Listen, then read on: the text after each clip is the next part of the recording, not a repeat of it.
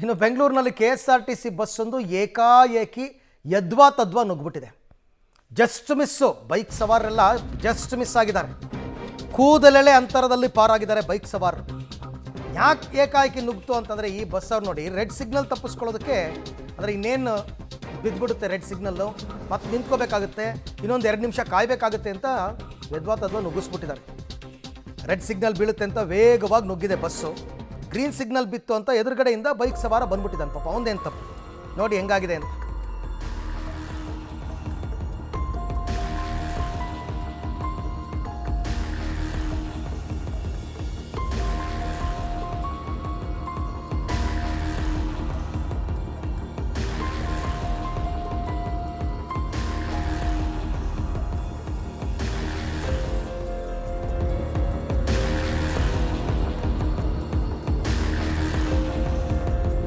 Richmond circle ಹತ್ರ ನಡೆದಿರೋ ಘಟನೆ ಇದು ನೋಡಿ. ಅಲ್ಲಿ ಬೈಕ್ ಕೂಡ ಮುಂದೆನೇ ಇದೆ.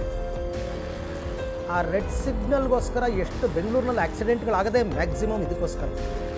ಇನ್ನೇನು ಸಿಗ್ನಲ್ ಬಿದ್ದುಬಿಡುತ್ತೆ ಓಡೋದು ಮಾಡೋದು.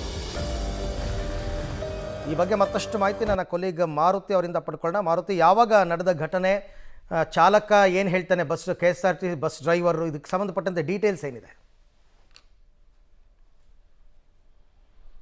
ಖಂಡಿತ ಅರವಿಂದ್, ನಿನ್ನೆ ಬೆಳಗ್ಗೆ 9 ಗಂಟೆ ಸುಮಾರಿಗೆ ರಿಚ್ಮಂಡ್ ಸರ್ಕಲ್ ಆಗಿರುವಂಥ ಘಟನೆ ಇದು. ರಿಚ್ಮಂಡ್ ಸರ್ಕಲಲ್ಲಿ ಒಂದು ಕಾರಿನ, ಅಂದರೆ ಅಪೋಸಿಟ್ ಸಿಗ್ನಲಲ್ಲಿ ಇದ್ದಂತಹ ಕಾರಿನ ಡ್ಯಾಶ್ ಕ್ಯಾಮ್ರಾದಲ್ಲಿ ರೆಕಾರ್ಡ್ ಆಗಿರುವಂಥ ಇದು ವಿಡಿಯೋ ಈಗ ಸೋಷಿಯಲ್ ಮೀಡಿಯಾದಲ್ಲಿ ವೈರಲ್ ಆಗ್ತಿರುವಂಥದ್ದು. ನಿನ್ನೆ ಬೆಳಗ್ಗೆ 9 ಗಂಟೆ ಸುಮಾರಿನಲ್ಲಿ, ಅಂದರೆ ಸಿಗ್ನಲ್ ಬಿಡುವಂಥ ಸಂದರ್ಭದಲ್ಲಿ ರೆಡ್ ಸಿಗ್ನಲ್ ಕೊಡೋಕ್ಕಿಂತ ಮುಂಚೆ ಒಂದು ಯೆಲ್ಲೋ ಸಿಗ್ನಲ್ ಕೊಡ್ತಾರೆ. ಆಗ ವೆಹಿಕಲ್ಸ್ಗಳು ಸ್ಟಾಪ್ ಮಾಡ್ಕೋಬೇಕು ಅಂತ ಎಲ್ಲೋ ಬರ್ತಿದ್ದಾಗೇನೆ KSRTC ಬಸ್ ಚಾಲಕ, ಕೋಲಾರ ಭಾಗದಿಂದ ಬರ್ತಿದ್ದವರು ಕಾರ್ಪೊರೇಷನ್ ರೂಟ್ಗೆ ಹೋಗುವಂತಹ ಬಸ್ ಚಾಲಕ, ಸಿಗ್ನಲ್ ಬೀಳ್ತಿದ್ದಾಗೆ, ರೆಡ್ ಬೀಳ್ತಿದ್ದಾಗೇನೆ ಫಾಸ್ಟಾಗಿ ಮೂವ್ ಆಗೋ, ಸಿಗ್ನಲ್ ಜಂಪ್ ಆಗುವಂಥ ಪ್ರಯತ್ನ ಮಾಡ್ತಾರೆ. ಆಗ ಆಪೋಸಿಟ್ ಡೈರೆಕ್ಷನ್ಗೆ ಗ್ರೀನ್ ಸಿಗ್ನಲ್ ಕೊಟ್ಟಿರೋ ಪರಿಣಾಮ ಅಲ್ಲಿಂದ ವೆಹಿಕಲ್ಸ್ಗಳು ಮೂವ್ ಆಗುತ್ತೆ. ರಸ್ತೆ ಮಧ್ಯದಲ್ಲಿ, ಅಂದರೆ ಸರ್ಕಲ್ ಮಧ್ಯದಲ್ಲಿ ಬೈಕ್ಗಳು ಮತ್ತು ಬಸ್ಸು ಇಬ್ಬರೂ ಬ್ರೇಕ್ ಹೊಡೆದು ನಿಲ್ಲಿಸಿರುವಂಥದ್ದು. ಒಂದು ವೇಳೆ ಬಸ್ ಅಥವಾ ಬೈಕವರು ಯಾರು ಸ್ವಲ್ಪ ಎಚ್ಚರ ತಪ್ಪಿದ್ರು ದೊಡ್ಡ ಅನಾಹುತನೇ ಆಗ್ತಿತ್ತು.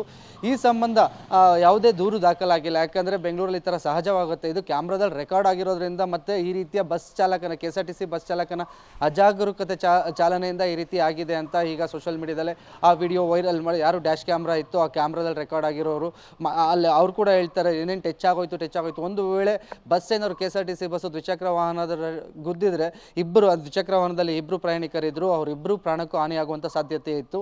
ಅಂದರೆ ಸಿಗ್ನಲ್ ಬರೋಕ್ಕಿಂತ ಮುಂಚೆ ಅಥವಾ ವಾಹನ ಚಾಲಕರು ಗಮನ ಹರಿಸ್ಬೇಕು, ಎಲ್ಲೋ ಬರ್ತಿದ್ದಾಗಲೇ ನಾವು ಸ್ಲೋ ಮಾಡ್ಕೋಬೇಕು, ನಿಲ್ಲಿಸಬೇಕು ಅಂತ. ಆದರೆ ನಾವು ಜಂಪ್ ಆಗಿಬಿಡೋಣ ಅಂತ ಒಂದು ಆತರದಲ್ಲಿ ಈ ರೀತಿಯ ಘಟನೆಗಳು ಬೆಂಗಳೂರಲ್ಲಿ ಸಾಕಷ್ಟು ಭಾಗದಲ್ಲಿ ಆಗ್ತಿದೆ.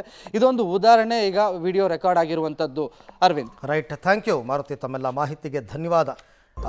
ಬಹುತೇಕ ಬೆಂಗಳೂರಿನಲ್ಲಿ ಅಪಘಾತಗಳು ನಡೆಯೋದೇ ಈ ಸಿಗ್ನಲ್ ವಿಚಾರದಲ್ಲಿ. ಇದು ಇನ್ನೊಂದು ಎಕ್ಸಾಂಪಲ್ ಅಷ್ಟೇ.